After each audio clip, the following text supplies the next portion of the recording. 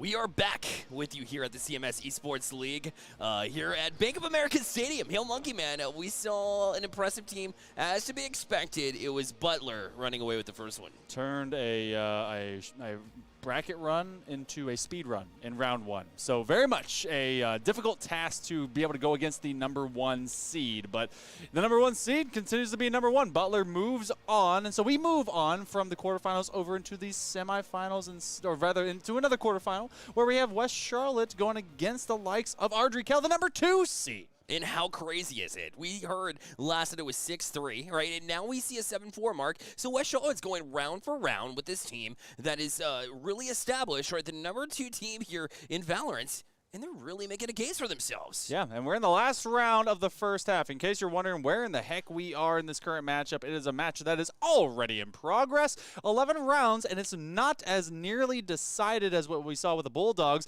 Operator, and Lotus, which means it's going to be a retraction and a May, which is exactly how you say that, because I am a weeb, and I know they're going to retreat all the way with the op onto rope, and it looks like it's a full insurgency. They're going all the way to tree, and you can't op them all, can you? No, apparently not, because they got the club to cover it up, and so they go heavily into this A site, and right now you'll see that Aftershock go through from this breach, who's trying to create some room here for the defense to come through, and they got to worry about this Omen on the other side, and they were able to locate and take them down. Wow. This breach popping off, and 3K there, and let the rest of your team do the work, as Anime comes through and able to get that kill with the Blade Storm too, so it didn't go without use here. A 8-4 scoreline here for Ardrey-Kel. Gumby had that one under control. That was West Charlotte. They were not nearly just allowed to come in, but simply just kind of shoved their way through. It looked like they had sight, but then simply wasn't ready for the retake, which was very immediate. The spike went down, and they just got through and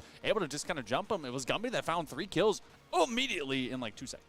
No doubt. Yeah. And so a new map, obviously, in Lotus. It's been around for a bit of time, but what are you looking for in this map between these two, especially coming from the defensive point of view? How many ways is there to attack that A side? At least a couple, because you have the mid pathway that goes through B, and then if you do not like either what you're hitting with C or A, you can rotate back to B, and then you can honestly use that ability to just kind of go through mid. You could travel from A to C through B. You could also go from CT. You could go from attack side spawn. There's a lot of pathways. ABC 1, 2, 3. ABC 1, 2, 3. Do re mi. You see me. So it's a crazy side, but we do flip halves, and this is a very attacker-minded map. I'm not gonna say sided, because you have kind of a 50-50 percentile, even with the newness of it. Ardrey-Kel, they are gonna be on the attack this time around. It has already been a limited one, because a lot of teams, they love to aggro A. There's something magnetizing about this site, and especially because of its length and want for contact. Well, it's a magical wall. Yeah. It flips, you know.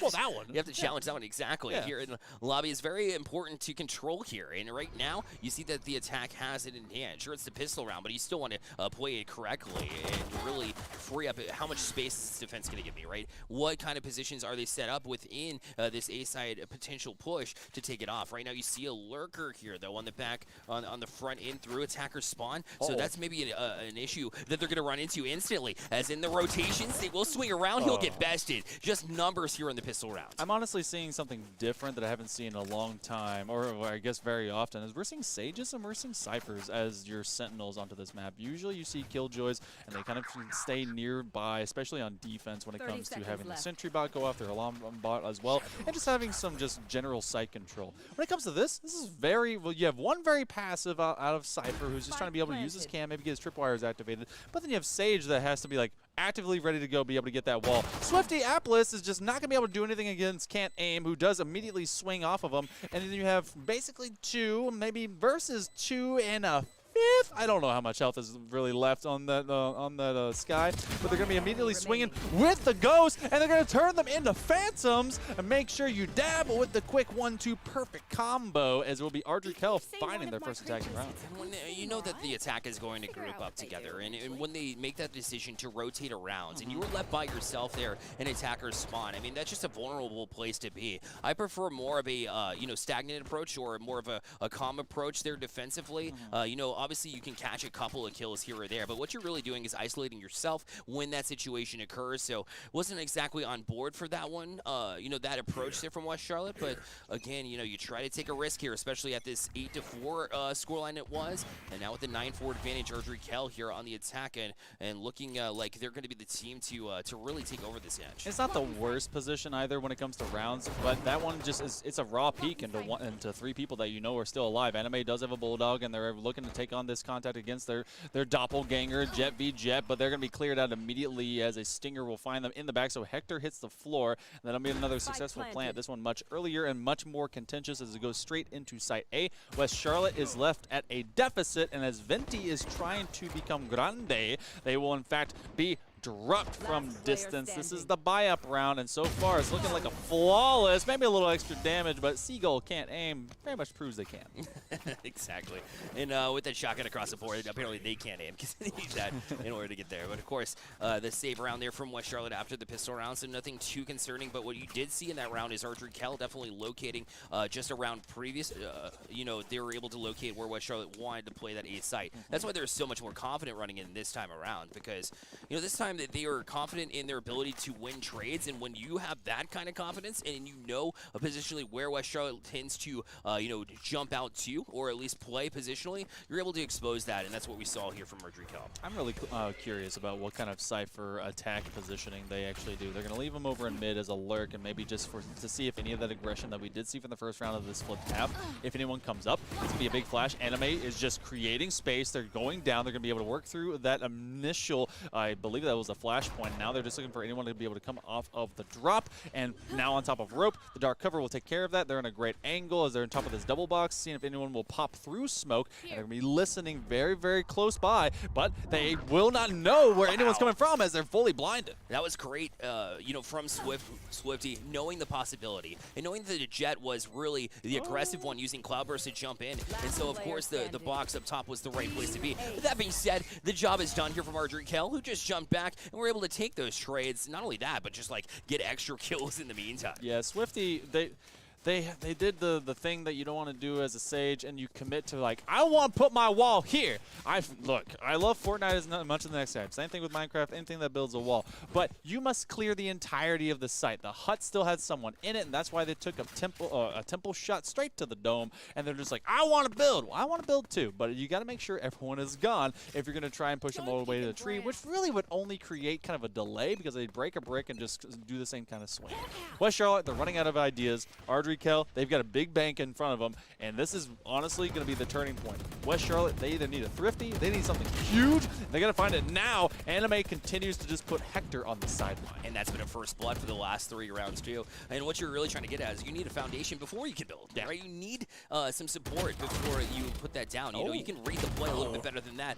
Elarisu is able to get one. Again, it's traded directly back out, and that's what makes Ardrey Kell so dangerous to deal with. That's another kill as well to put them up to 4-3 count. Anime almost caught a bullet there, but instead was able to retreat behind the dark cover and get a kill in the meantime as well. So not only are you making plays, you don't become a spectator. You're jumping right back on the map and finding your next pick. This anime is proving to not just be a seasonal draw, but it's actually going to be one with an extra season or 2. They've got a 3K. They're looking for a 4th. They've honestly been playing with their food when it comes to this last Gumby positioning, and so Ardrey Kell looking to maybe get a 12th. They're actually working for something more. Venti does at least get a trade onto Anime, but Fabled will finish the job. It's 12 for Ardrey Kell, 1 away from eliminating West Charlotte and pushing themselves just a step closer before maybe, just maybe, the penultimate final to try and eventually go and meet with Butler. I don't even know if we've been on the air long enough, based on the delay that we have in order for West Charlotte to know that they've been on stream.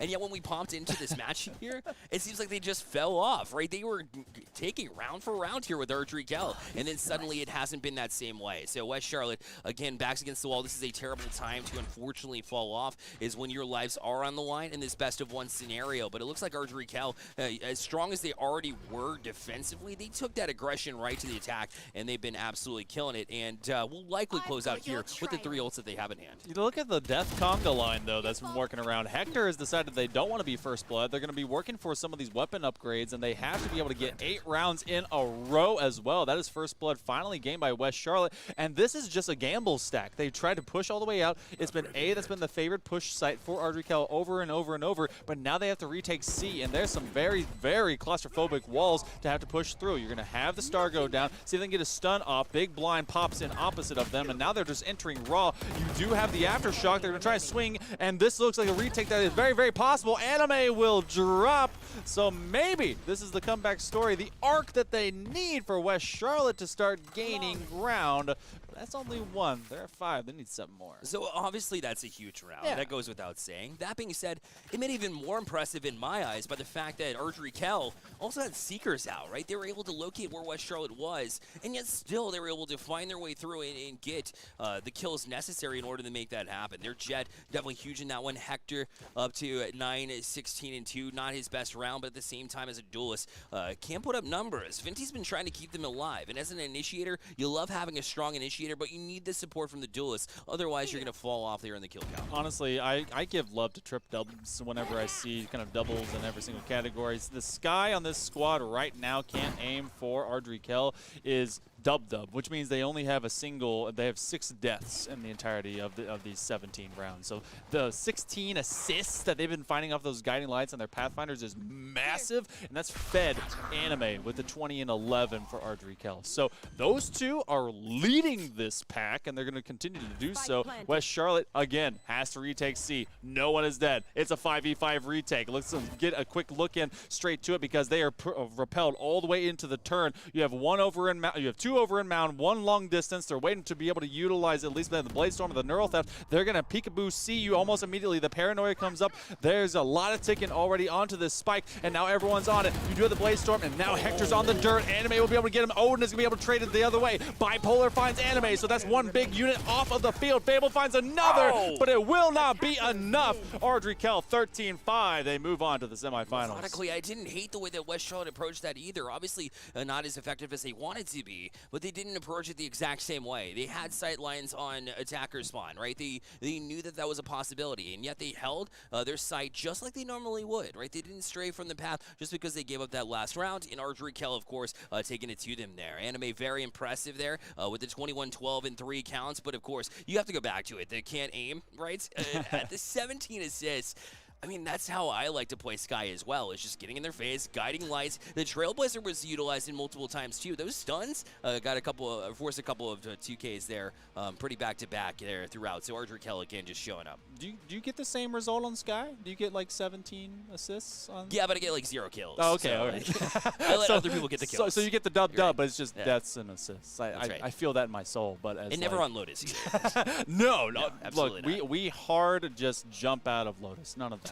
Actually, I love Lotus. As a new 3-site map, Haven, those are pretty darn awesome when it comes to just playing them in sequence. But hey, congratulations. That one goes over to Ardrikel, Ardrikel, as they'll be moving on into that semifinal, and they're a step away from really kind of making that big run to the grand final. Our number 1s and number 2s are still persisting in all our platforms. They are, no doubt. And I mean, West Charlotte were able to battle through, so respect for them to get this far, right? That was a tough matchup to go up against, and they still were able to land rounds. So I mean, props to them getting through. I mean, that wasn't an easy get either. We talked about their entry through Hopewell, who's also been a stellar team. We had a couple of interviews with some of the players there too. So Gray was one of them that I remember.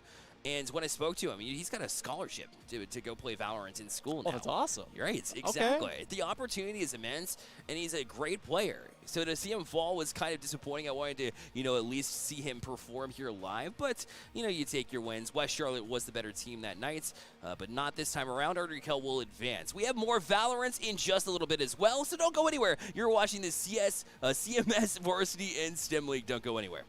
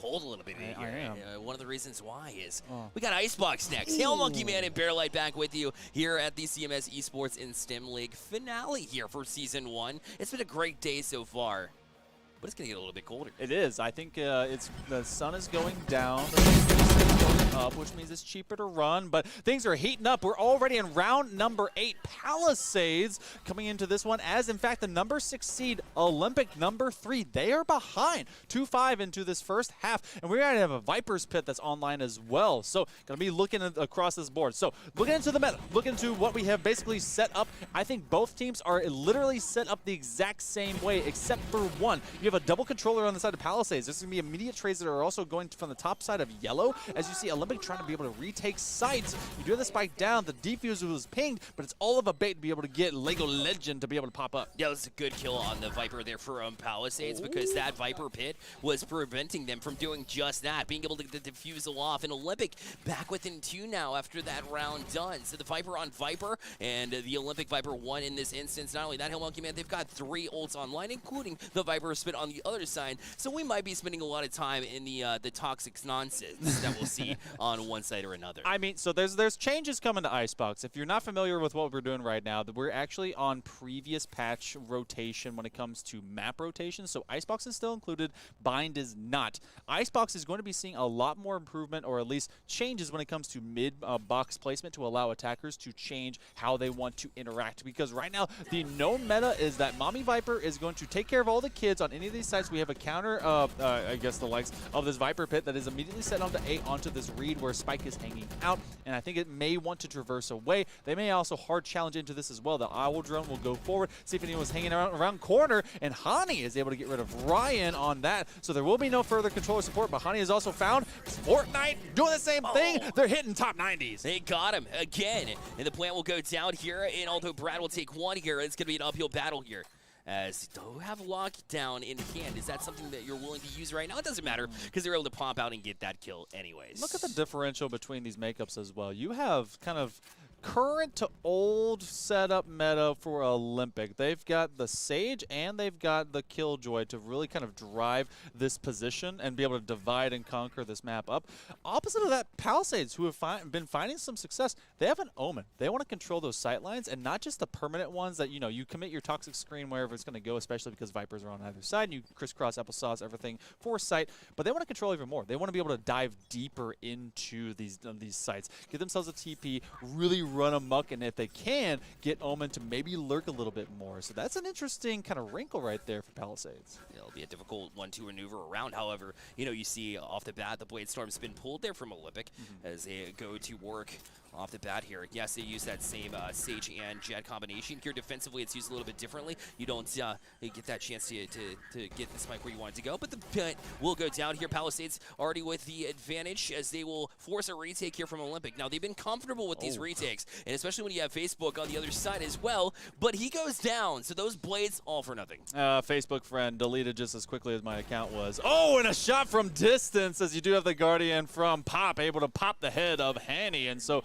even Titan, we're going to be seeing a diffuse come through, and actually this is going to be, while 3 are still alive, they do put up the lineup, but with the snake bite and the poison orb, it's just too late. I love lineup, but lineup Larry is often late to the party, and so was that timing, especially because when you play for that kind of cheeky positioning, it's a novelty, it's fun, but if you don't do it soon enough, then they're just going to commit to it. That is how you counter that, because it needs time and protection to allow that kind of defense to occur.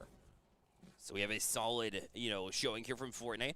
And you always want your best player on Icebox to be Viper, right? Because there's so much opportunity. We used to see the same thing on Breeze as well, to cut off those sight lines in an open map. Now that A site, the same thing applies. It has been so open. So in this, you know, second change of Icebox, and its 3rd iteration coming up, we'll see lots of changes there at the mid, like you mentioned, so that it cuts out a little bit of the opportunity. But in the meantime, they're able to expose this. It's the wall up here to try and get them out. The toxin screen will force the Sage back, and we'll be second-guessing here as Hani waiting. Cloudburst on the top side to take that one-on-one. I like that decision because that one-on-one has been won by Olympic plenty of times, but Palisades able to take it in that instance. They'll have a 4-3 advantage here. They're going to be playing from away, and Facebook Friend is actually going full mid-push just to be able to kind of rush them down. But because of that, they've actually stretched the post-plant defense for this all the way back to Nest. So you have 3 being held here, and then you have Facebook that eventually will find another one. So Hanny drops, the spike is ticking, and they are playing for delay. Not much of a lineup off into the swarm grenade, just seeing if that was going to be enough to deter them, especially away from box and cover. This is very quickly coming down to the wire, as you do have a 3v2, just remainder of 1. The poison orb is there. They're on top of the box. It's just going to be a stab battle. No. Lego Legend is going to just quickly gut him in the navel, and then everyone else falls. But Palisades, they got the job and the damage done, and Olympic are going to be limping into this final round of the first half. Yeah, it's a tough pill to swallow, or a tough knife to take into the stomach, we'll say.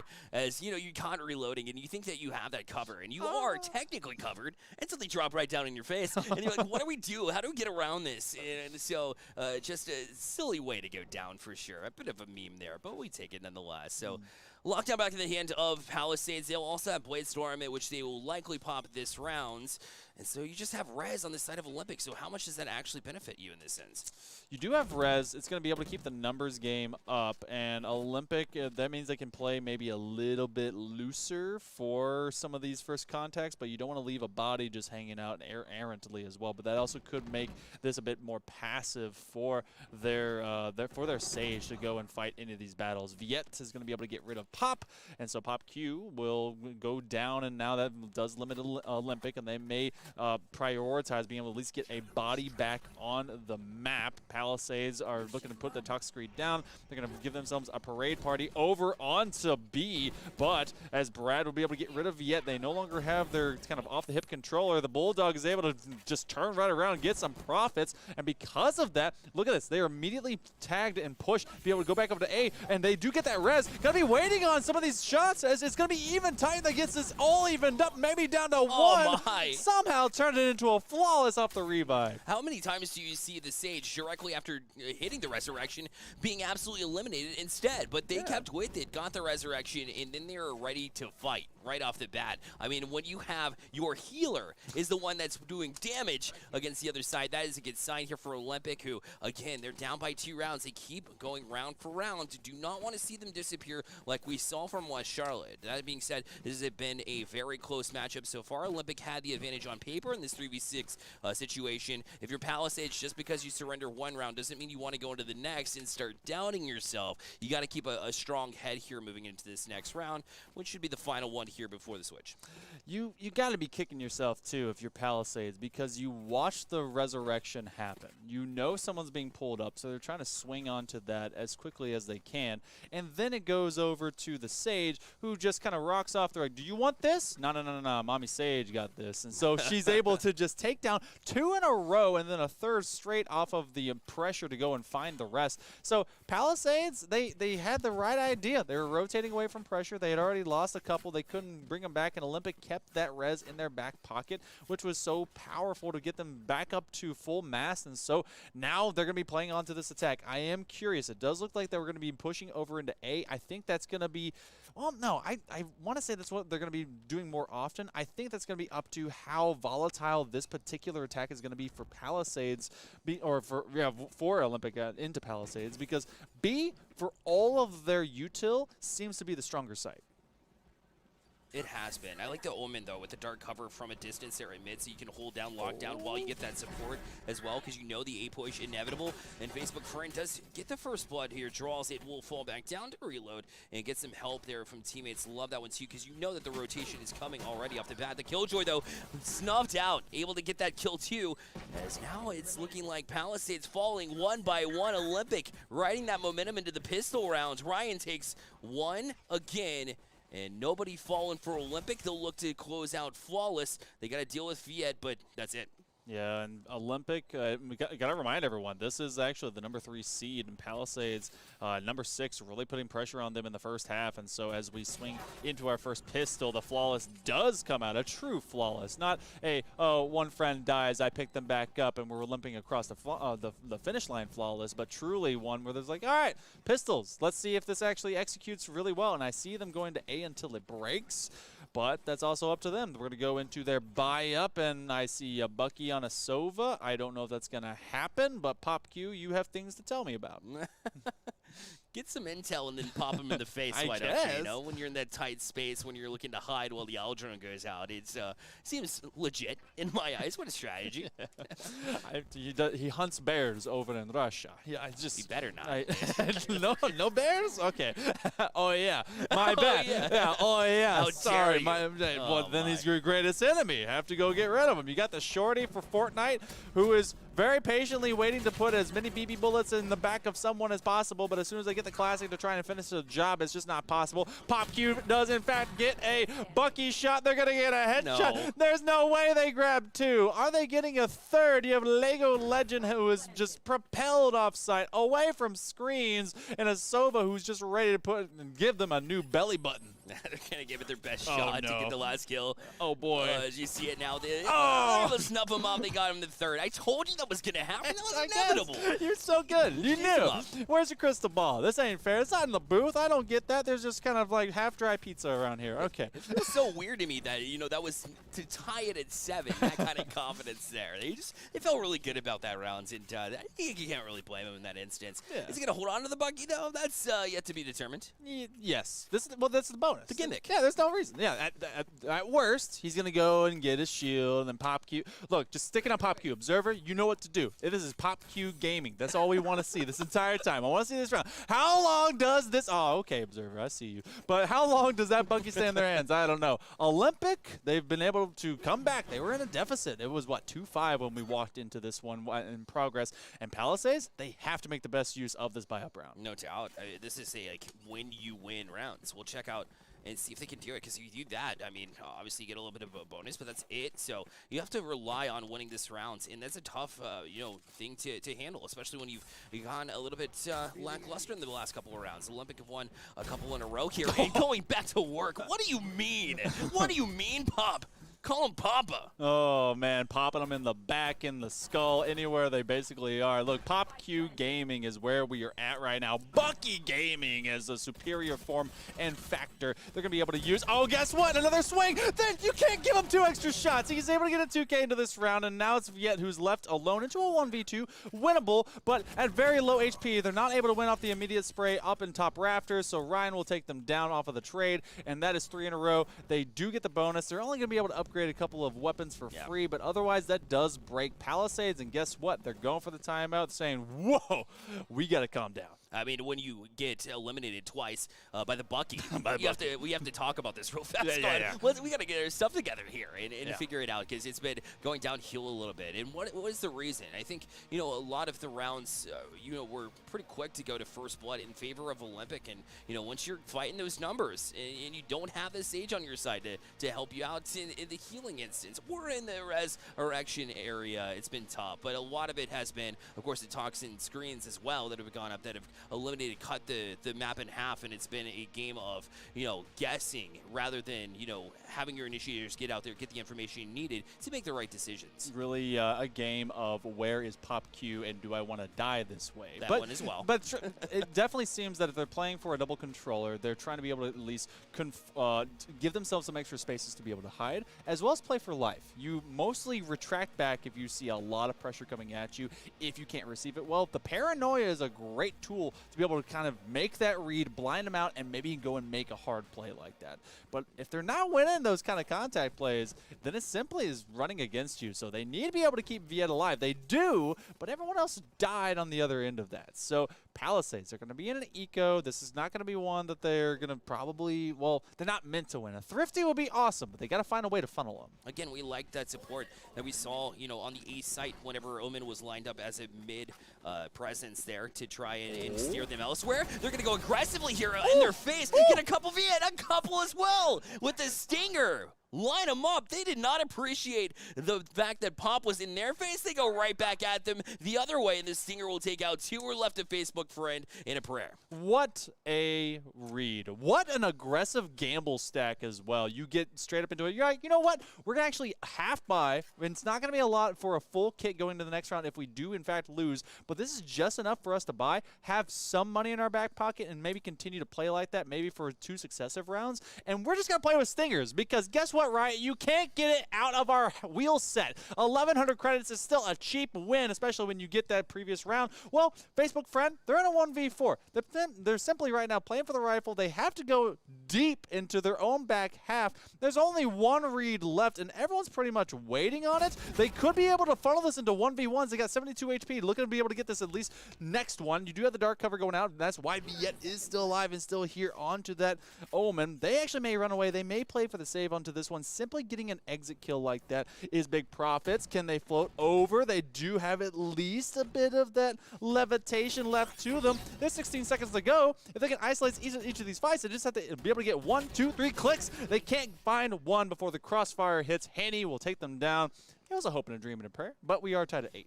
Yeah, that 33 round, I mean, that was absolutely brilliant. Yeah. And for Palisades to play that the way they did was, aggressively to begin, was everything there. Olympic looked a little bit lost there.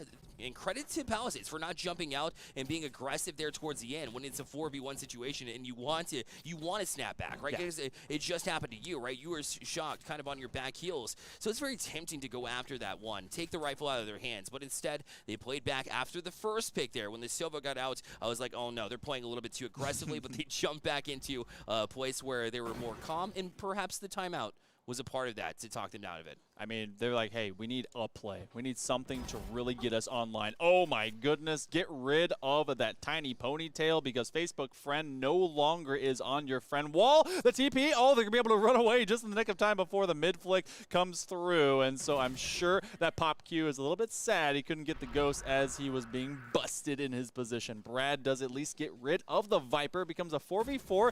Viper down, as well as Jet opposite of that. Viet is able to get a paranoia. Brad won't even see it coming. No, he was right in his face, and he just could trot it back out. But by the time you do, you're already paranoid. You're already out of it. And Olympic now down to their last 2. But, yeah, Pop here. Granted, minus the Bucky, but still can be effective nonetheless, you would imagine. As Ryan here to support, too. I don't know if they know he's back here behind this wall. Takes out 1 off of box. And now in yellow, we'll try and cycle around here, trying to get them, bait them in. And they took the bait, but they still were able to get that kill. And so Palisades, that's back-to-back rounds for them after the timeout. That was a very cheeky timing piece because you did have the sentry that was dropped down just as they were getting very, very kind of deep into that near side position. There was no plant. They were still trying to go and recover spike, put it behind wall, which was set up a bit close into that side. But Palisades, they have recovered well. That was their first gun round into the second half that they were able to win because the bonus did come out off and away from it. And that was actually our first real gun round because of that. But showcasing that they're not leaning on their heels. They're not stuttering back. It's Olympic that does have to be able to fight back. They came back from a fairly big deficit. The operator is going to put a ginormous new air hole into Ryan. And the defense for Palisades is just getting stronger, especially because I believe this is at least a partial eco. And it's different looks, right? Because before it was Palisades, all 5 going to rush onto it. But this time around with the operator in hand, we're able to find that angle, knowing that they could play aggressively again. So we're able to make that read with ease. Now as you see a Facebook friend lining up, thinking they're going to push through this 8. Instead, it'll be Evan looking through mid. But he won't find much as the Silva was tucked down behind that box, ready to strike if they come through. The Viper doing the same around this edge. I don't know if they know that they're in blue here, but they're going to have to fight through and around it. It's the timing ever so important here as Evan waits for Fortnite, tiptoeing back across. Viet got a pick in the meantime in the 1v1 situation, won by Evan though, which will keep Olympic alive in this round. But again, down to that 45 seconds. And Palisades with the clear advantage here. Looks like they have nowhere to go. And in fact, Viet going to take the 3K, and Chromatic will do the rest. And it'll be a Palisades 10-8 lead. That was fish in a barrel. That was just taking too much time and not wanting to go with the read. They knew the util was going to set up that cross position based on the paranoia, and they knew that there was someone trying to be able to peek from mid. I cannot wait for the changes that are coming to Icebox, especially when it comes to adding that mid double box that they're wanting to implement, because it allows an even deeper push all the way up into top mid. Especially that's a sniper kind of giveaway, and it allows so much escape for a defensive position. It's going to be interesting how that one kind of changes up, because this is now becoming more of a defensive momentum push in favor of Palisades. Yeah, they've been able to position themselves well. I like the fact that they're switching it up to you. Their mix-ups have been excellent. They've been, really waiting patiently for Olympic to make the mistakes, and it doesn't happen quite frequently. Throughout the season, you don't see a whole lot of it, but that's what makes this team, in their face to you. Palisades has been able to really, kind of know where Olympic is and feed them into some of these spots. Like you said, a bit of a fish in a barrel, right? You're kind of caught in this hard place. But it wasn't just by accident, right? They continued to trap them into this spot, kind of take away the confidence there from Olympic, and it's been a whole different feel for the past 4 rounds that have gone for Palisades. Yeah, now, so we're in the first half of the second half. We're basically into the third quarter, or rather, fourth quarter, Bear. All right. Everything's done. You have no more timeouts. I think you have maybe 1 timeout, something like that. I don't know. I think one still exists out there. I think there's one this half. Yeah, Palisades, they use there to grand effect because they have been winning since they took that timeout. Now Olympic, I believe, is just kind of chilling with it as much as they can. There's a lot of ultimates online. You do the Blaze Storm that is up as well. Facebook Friend is going to look to get a big push here for Olympic. They need to be able to gain some ground, be able to get some kills. They need to get something off of these ults. And it's Ryan who says they don't need an ult. They simply need to be able to find Viet when they're at least looking at him. But it's going to be Chromatic that simply turns Facebook Friend into a pattern on the wall. It was a matter of where is he, right? And so you throw the Cloudburst out, that's when you catch him in the face. So unfortunate timing there, but they will have to look past it here. And they will, as Lego gets the next pick. Evan was able to trade it out, but then the blades come right back at you. And in fact, Chromatic going to get one as well. Load up the operator, wait for them to come through, as it'll be Lego with that last kill. An easy refusal. The defenders will win here. It's Palisades with yet another round win. If Cloud Bursts were headshots, they definitely killed Chromatic a little bit ago because they hit him straight with the Cloud. If they were just Avatar The Last Airbender, maybe they actually just put them on the wall. But sadly, the loss of your opening duelist really kind of just buried the rest of it. So Palisades, 4 in a row. These 7 rounds, very telling. They are the number 6 seed, trying to be able to make a deeper run into this bracket as Olympic is stuttering. They're stumbling. They're not able to find much. And I think the read, at least expectations-wise, is for this to continue to go over into A, because B has, been hit twice, I think, going into this half? That. Yeah. Maybe once. It's been just a battle of wit here, as Facebook Friend did take out Viet there. What? They also have Lockdown and Resurrection in hand as well if they need. That trade was easy off the bat there. Yeah, Viet just he used it an open cover. He didn't try to hide himself at all. He's like, I am gonna go from the shadows, and I hope you like my Ginyu Force level poses, and it just didn't happen. So, I mean, it went down, but eventually more are falling, so Palisades are eventually giving up some space. You have a toxic screen and a big wall right in your way. Olympic trying to make the best of it. It's going to turn into a 2v2. One very hurt, one very strong. Maybe they can open things up with a lockdown. They're going to put a swarm grenade on top of them, and now they have to run away, and they're going to be able to chase them with a Phantom, and that's going to be another kill. The chip damage eventually finds them, and Olympic is down to just a limping Jet who needs their sneakers to be tied up all the way if they're going to be able to run away, but they have to defend against this spike. It's not going to happen. They're in the dirt, and I believe they're going to be able to get the defuse up. Palisades is on match point. So methodical. Chase them out through the front side, through the entrance. Exit out of the gift shop, right? Get out of our experience here. Palisades now just 1 round away, and how quickly this shifted, because Olympic were up. They had it, right? And they were sticking around, keeping it close. Palisades bounce right back. This is about to be an upset, yes, but Palisades has earned every little bit of this. They have been so strong. 19 kills apiece between both Lego and Viet.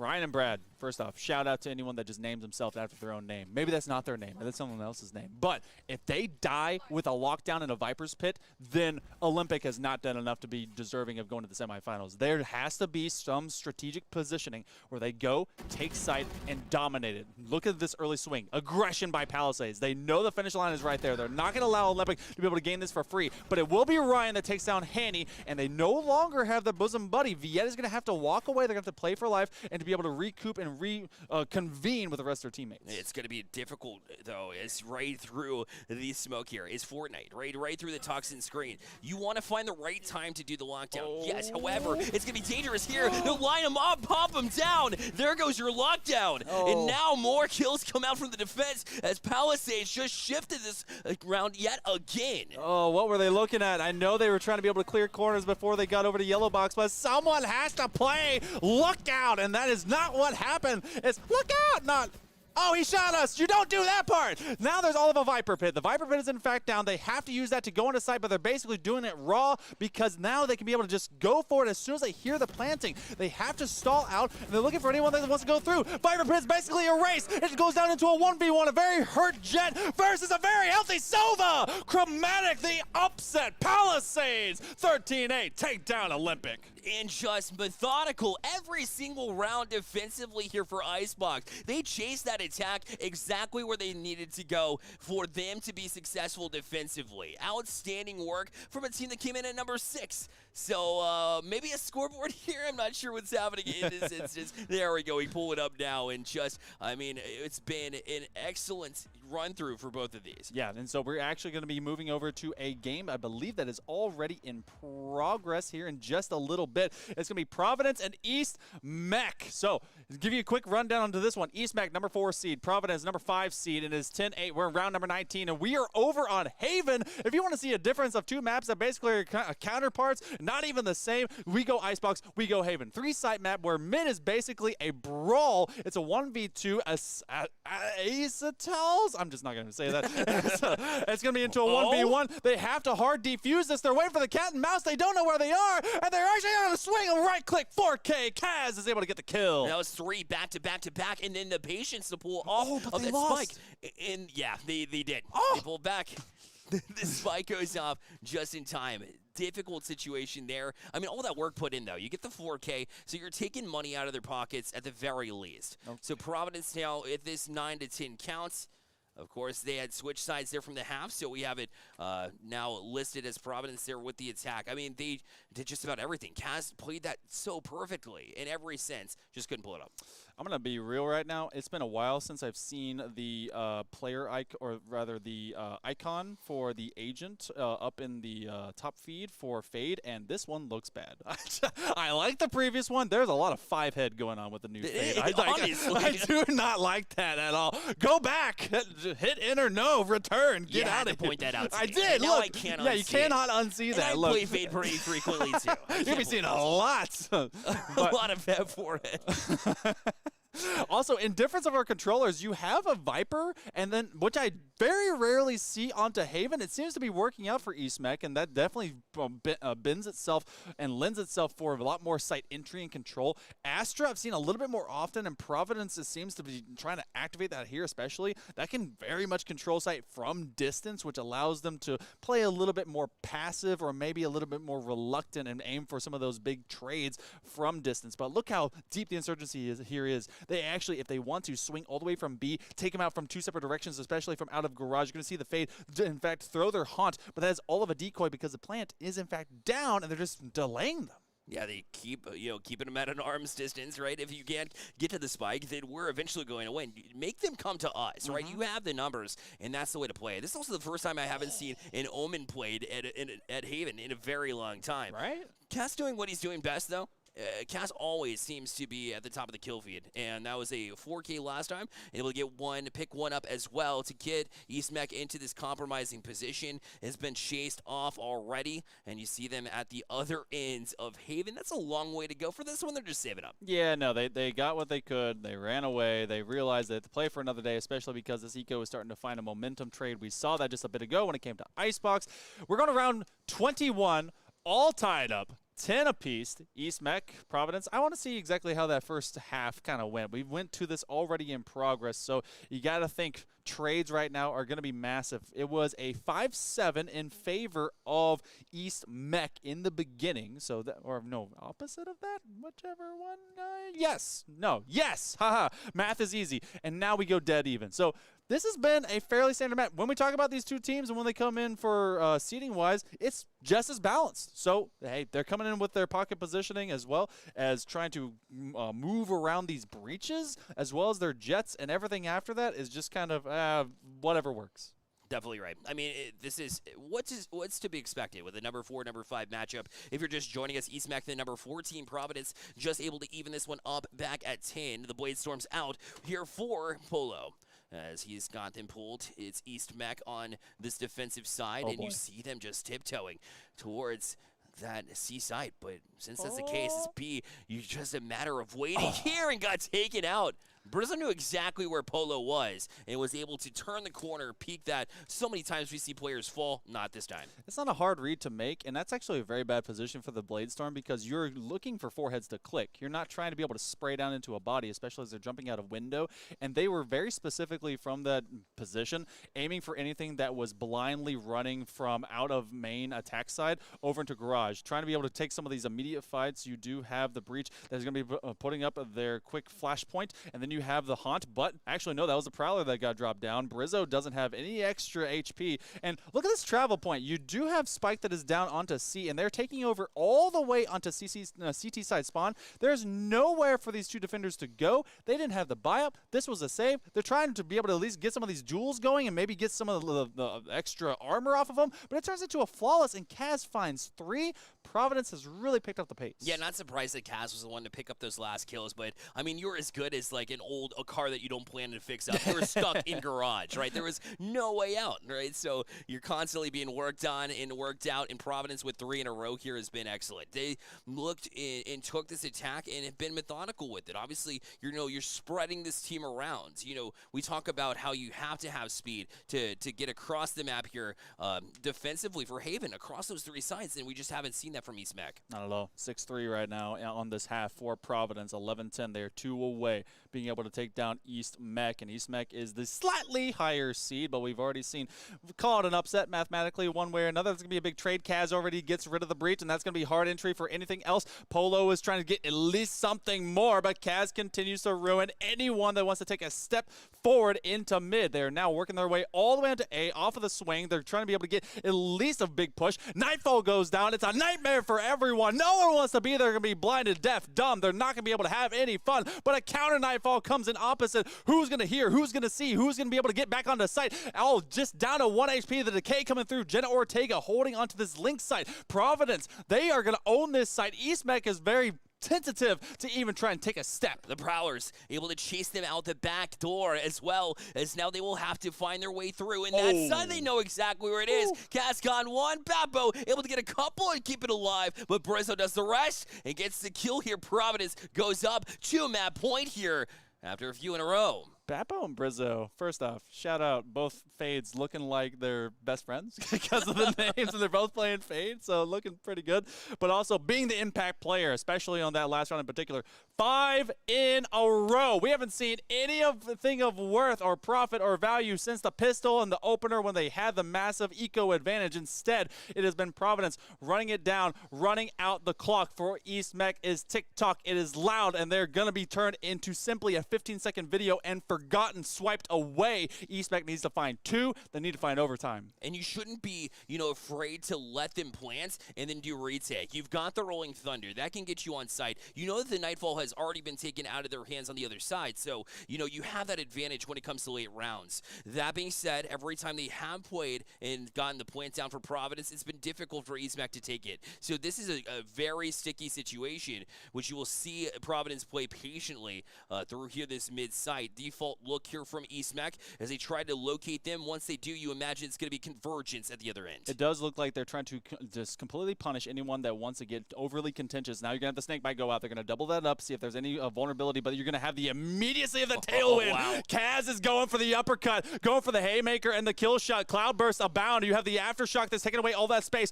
but Polo and Jenna Ortega becoming heroes for EastMech. They're not going to take this one lying down. 40 seconds to go. Providence is looking for other options, and it seems like C is their final choice. And that's where they'll go. Here are the plants coming down here from Yeet. A chance to stay alive from EastMech, but they will have to do it without the Rolling Thunder. That already came out, so they are going to have to get on site here and win their battles. They weren't able to win the first, but they do get the trade. It'll be Polo back down, though, as Yeet able to take them out in this 2v2 scenario, but Yeet only has 16 HP. It's going to be difficult to bring that out. Tries to locate them down. The spike has already been planted. The jump on now. Babo gets one. It's a 1v1 situation. Now the spike hangs there. The defusal faked, trying to pull CK out, almost did temporarily. Another fake, just buying time from Cubby all the way down the seaside, and will get the kill. And Providence has won 13-10 and will advance into the semifinals. They played that dance just a little bit too quick. If they had simply either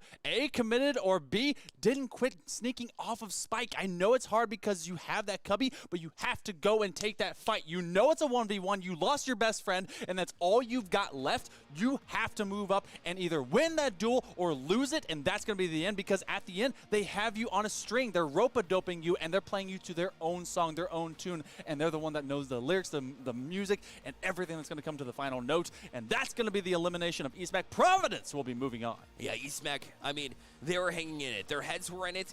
But there was a couple of mistakes there that you kind of left scratching your head positionally. Yeah. I did like it towards the end, keeping themselves alive to some degree. Their trades were there as well. So, there's a couple of positives, but it's hard to really gather that, especially when you've been eliminated at such a big event like this where you really had your opportunities against this Providence side, who will technically get the upset here. But, I mean, these teams are dead even all season long. No surprise that Providence were able to take over to some degree here at Haven and get the job done. So we now have our final four. We have Butler, that's going to take on EastMech. You have Ardrikel, that's going to take on Palisades. Olympic, the only of the 1, 2, 3, 4 to not make it. So Palisades, they're continuing their bit of a Cinderella story. I think that's going to be an interesting matchup going against Ardrikel into the semifinals. No doubt, and we will launch the semifinals. So we kick off this stream with us, my guy. We will.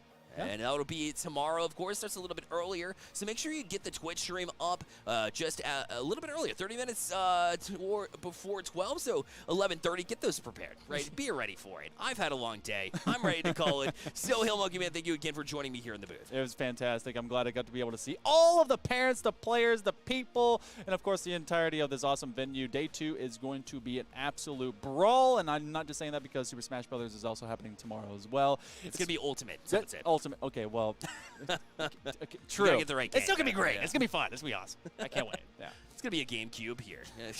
The room that we're in. I'm done. Thank you so much for tuning in tonight as well, and we will see you tomorrow. Good night.